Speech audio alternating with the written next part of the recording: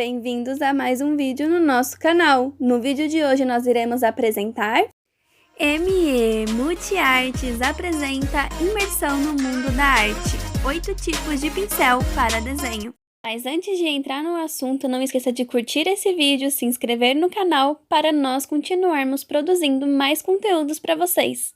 E antes de tudo, nós precisamos saber o quê? Que o pincel ele possui 3 partes, e essas são o seu cabo, a varíola e as cerdas.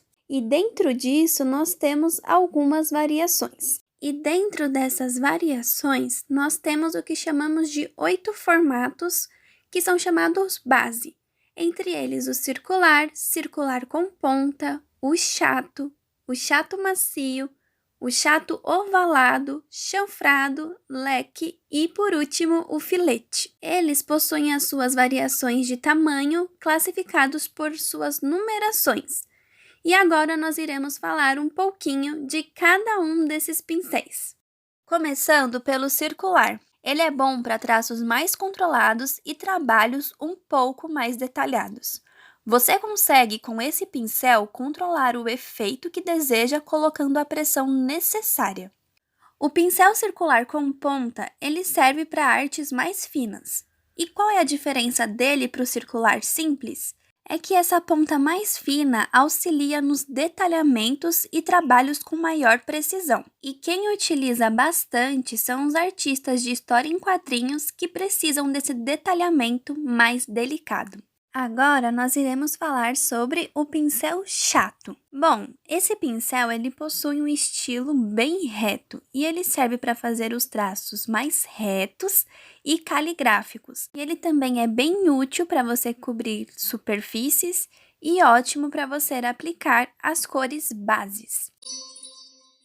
Já o pincel chato macio, ele é bem semelhante ao chato comum, mas as suas cerdas são um pouco mais compridas, o que torna o seu uso um pouco mais macio, como já diz o seu nome.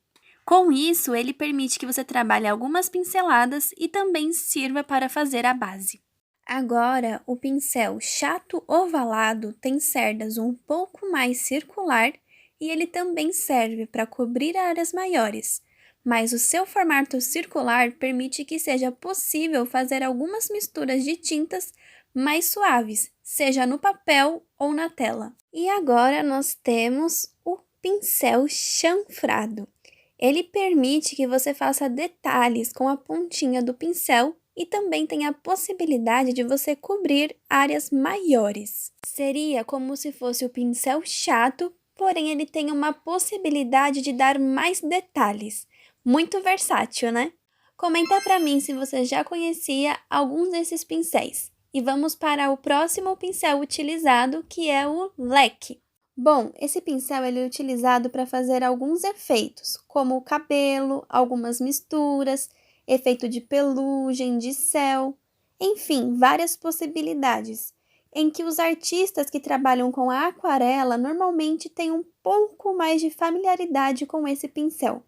Bom, e o pincel filete? Ele é como se fosse o circular, porém ele tem uma ponta mais comprida, e esse pincel é muito utilizado para detalhamento, e o seu principal diferencial é que ele fica com maior quantidade de tinta nas cerdas, e isso faz com que ele tenha que abastecer menos vezes o pincel no godê.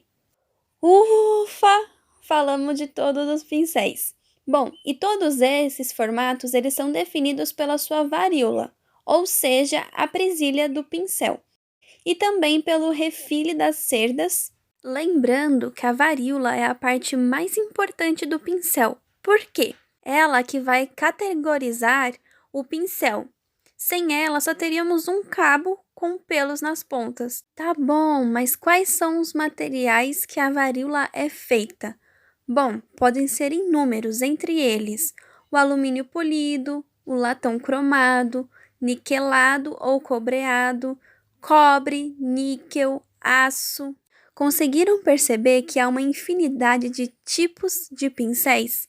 E como que vai ser o preço desses pincéis? Vai depender da marca e da qualidade do fabricante, e vai afetar diretamente no preço. Então, agora nós vamos falar da próxima parte do pincel, que é o pelo. Porque isso também é um fator muito importante na hora que você for escolher o seu pincel, porque possui algumas características que são bem distintas. E alguns são mais ou menos indicados para cada atividade específica. E tem os pincéis mais tradicionais que têm as cerdas de origem animal. Isso mesmo. E são esses animais: o porco, o pônei ou a marta. E também possui aqueles que têm origem sintética, com filamento de nylon. E agora nós vamos falar sobre cada um desses pelos. Bom, o primeiro são os de Marta Kolisky vermelha, que são mais indicados para artistas que trabalham com nanquim. Vocês já viram como que é uma marta? Eu nunca tinha visto, então aí eu fui pesquisar. E é esse animalzinho aí. Eu achei ela uma fofura. Bom, e como é feito esse pincel? Pelo que eu entendi, eles pegam um pelo do rabo dela, e por ser um animalzinho que se encontra só lá na Sibéria, é considerado raro, o que torna o custo do pincel bem caro. O pelo da Marta absorve bastante água e é sinônimo de elasticidade e longa vida útil para o pincel. A grande vantagem em sua absorção de água e tinta é que não precisa ficar recarregando a tinta toda hora no godê, e é o pincel ideal para nanquim e artes finais.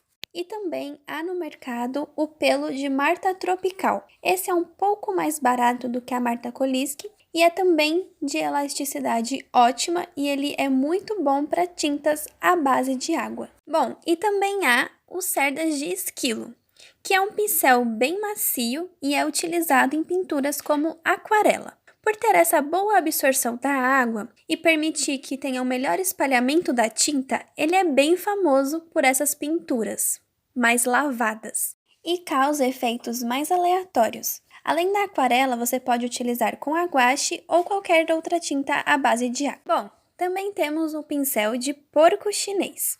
Não é qualquer porquinho, porque o pelo desse porco ele é conhecido por ser rígido e macio ao mesmo tempo.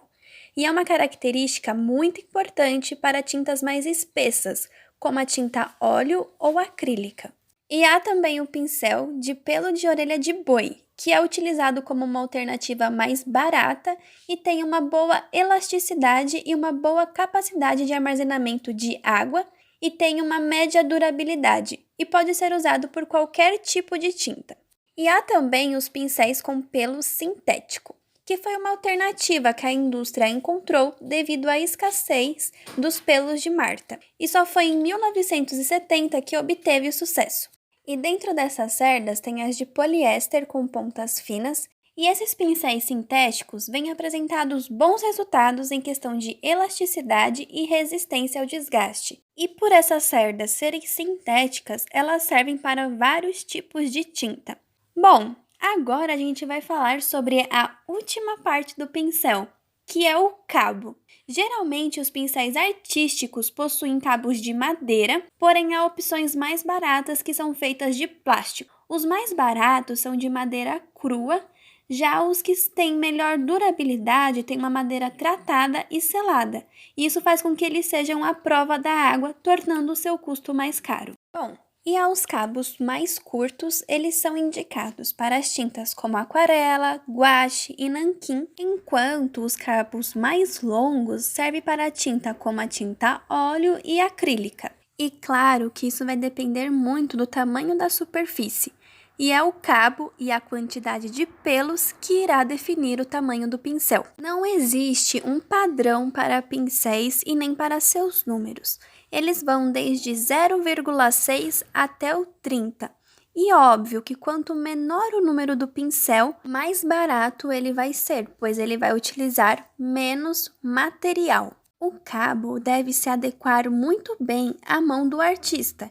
Então, vai caber você testar qual vai ser o melhor tipo para você. E agora, esperamos que você não tenha mais dúvidas de qual pincel escolher para desenhar.